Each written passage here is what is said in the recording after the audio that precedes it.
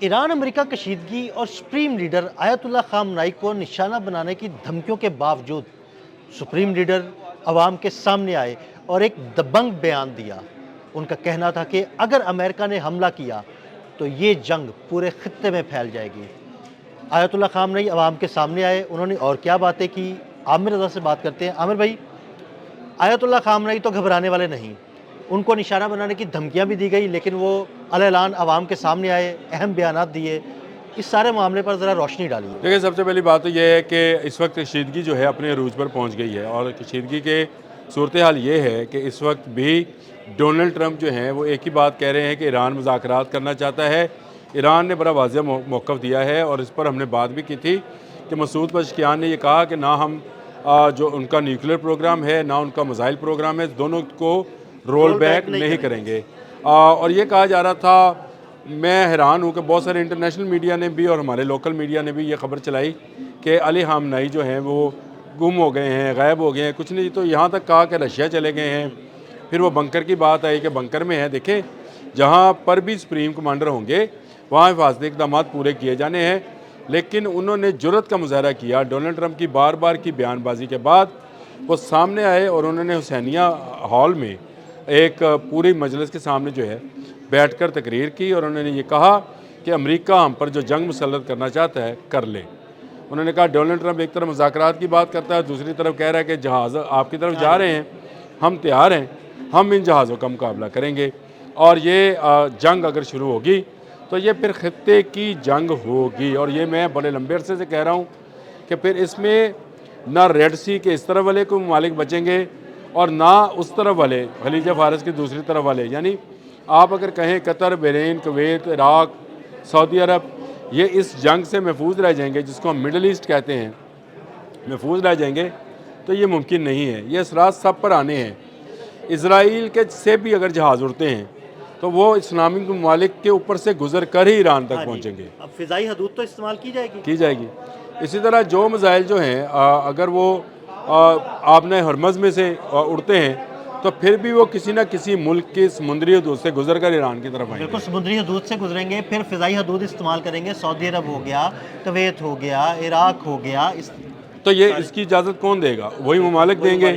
اور اگر ممالک اس کی اجازت دیں گے، چاہے وہ اپنا فوجی اڈے استعمال کرنے دیں یا نہ کرنے دیں، تو علی خامنائی کا سامنے آنا ایک جرأت مندانہ اقدام ہے۔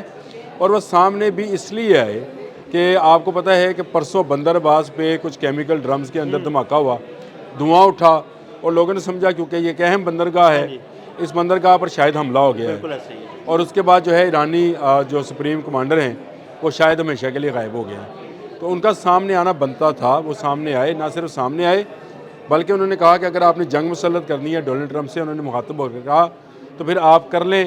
آپ ہمیں یہ نہ بتائیں کہ کون سا جہاز آ رہا ہے کون سا نہیں آ رہا ہے، اگر جنگ ہوگی تو پھر ہم اس کا بھرپور مقابلہ کریں گے۔ اس پوری میٹنگ کے اندر یہ جو حسینیہ ہال میں میٹنگ ہوئی ہے، سب سے اہم بات یہ ہے کہ وہ کالا چوغا پہن کر نہیں آئے ہیں۔ ان کو آپ نے کالے چوغے میں دیکھا ہوگا، بالکل، انہوں نے براؤن چوغا جو تھا وہ زیبتن کیا ہوا تھا۔ کس بات کی علامت؟ میں بتاتا ہوں آپ کو۔ اور اس کے ساتھ ساتھ جتنے بھی ان کے جس کو کہا جاتا ہے ان کی کور کمیٹی ہے، ان سب نے فوجی لباس زیبتن، یہ جنگ کی علامت ہے، چلے آپ نے پوچھ لیا تو بتا ہی رہا ہوں، سب نے فوجی لباس زیبتن کیا ہوا تھا۔ اس کا مطلب یہ ہوتا ہے کہ جنگ کا اعلان ہے، یعنی کسی وقت بھی جنگ جو ہے وہ چھڑ سکتی ہے، اور ہم تیار ہیں اپنی جانیں دینے کے لیے اور ملک پر قربان ہونے کے لیے۔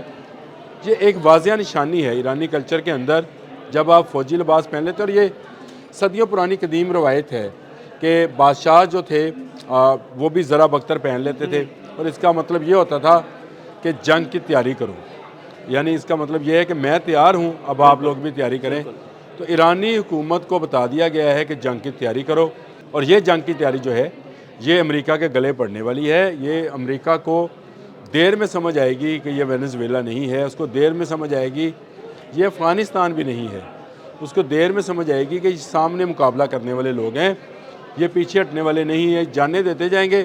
دیکھیں، جذبہ شہادت اگر کسی نے سنبھال کے رکھا ہوا ہے تو میرا خیال ہے وہ ایرانی قوم ہے۔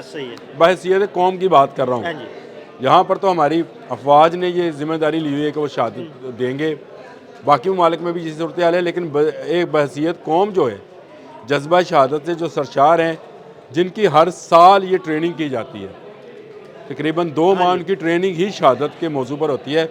اب بھی حسینیہ حال میں اگر رکھا گیا تو حضرت امام حسین کی شہادت کو مد نظر رکھ کر کیا گیا کہ حق و باطل کی جنگ ہے، اسی کی انہوں نے پیغام دے دیا، اور یہ پیغام جو ہے یہ بڑا لاؤڈ اینڈ کلیئر ہے۔ یعنی فوجی وردیوں میں ملبوس ان کے ساتھ جو تصویر آئی ہے، ایک جگہ وہ بیٹھے ہیں اور ان کے ساتھ جتنے افراد ہیں سب نے اپنی آرمی یعنی پاسداران اسلام کی وردیاں پہن رکھی ہیں۔ اس کا مطلب یہ ہے کہ جنگ کا اعلان جو ہے ہو گیا ہے۔ اور اچھا، دوسرا عامر بھائی جو انہوں نے پیغام دیا ہے کہ یہ خطے کی جنگ بن جائے گی، اس سے تو صاف ظاہر ہو رہا ہے کہ اگر کسی کی بھی فضائی حدود استعمال کی تو اس کو نہیں چھوڑا جائے گا ایران کی جانب سے۔ اچھا، میں ویسے ایک لفظ استعمال کرنے لگا ہوں، خطے میں کوئی ممالک چھوڑے نہیں جائیں گے، لیکن مجھے اجازت دیں میں اس پر بعد میں آتا ہوں۔ ایرانیوں نے سر پر کفن باندھ لیے ہیں۔ نہیں، یہ آپ کی بات بالکل ٹھیک ہے۔ یہ میں آپ کو بتاؤں، اس اجلاس میں شرکت سے پہلے علی خامنہ ای گئے اور انہوں نے امام خمینی کے مزار پر جو ہے وہاں پر دعا کی، اور یہ دعا جو تھی یہ رمزیہ یعنی جنگی دعا تھی کہ ہم اپنے ملک کا اور اپنے مذہب کا اور اپنے دین کا اور اپنے لوگوں کا دفاع کرنے جا رہے ہیں۔ اس کے بعد وہ حسینیہ حال گئے ہیں۔ میں اس سے مطلب یہ لیتا ہوں کہ انہوں نے اور ان کے تمام ارد گرد کے افراد نے جو بھی گورنمنٹ میں ہیں انہوں نے سر پر کفن باندھ لیے ہیں، اور اس کے بعد میرا خیال ہے کہ امریکہ کے ساتھ مذاکرات کی وہ جو امریکہ گیم چلانا چاہ رہا تھا کہ وہ مذاکرات کی گولی دیے رکھے، لالی پاپ لگائے رکھے، اور دوسری طرف وہ یہ کہتا رہے کہ اس کا بیوٹیفل آرمیڈا جو ہے ٹورڈز ایران موونگ میں ہے، یہ نہیں ہو سکتا ہے۔ ایران اس وقت جنگ میں پوری طرح تیار ہے، اور علی خامنہ ای کا سامنے آنا، اپنی افواج کو خطاب کرنا، اپنے لوگوں سے خطاب کرنا، اس بات کا بیان ثبوت ہے کہ ایرانی مر مٹنے پر جو ہیں ایران کی خاطر، اسلام کی خاطر، اپنے دین مذہب، اپنے لوگوں کی خاطر جو ہیں وہ تیار ہیں۔ علی خامنہ ای سے لے کر وہاں پر آج پیدا ہونے والے بچے تک سب نے سر پر کفن باندھے ہوئے ہیں، اور وہ امریکہ کو کسی صورت اپنے ملک میں گھسنے نہیں دیں گے۔ دیکھیں، یہ جنگ جو ہے کتنا لمبا عرصہ چلے گی میں نہیں جانتا، لیکن امریکہ نے جس وقت اہداف سیٹ کیے ہیں عدیل بھائی، وہ ہیں فوجی اہداف۔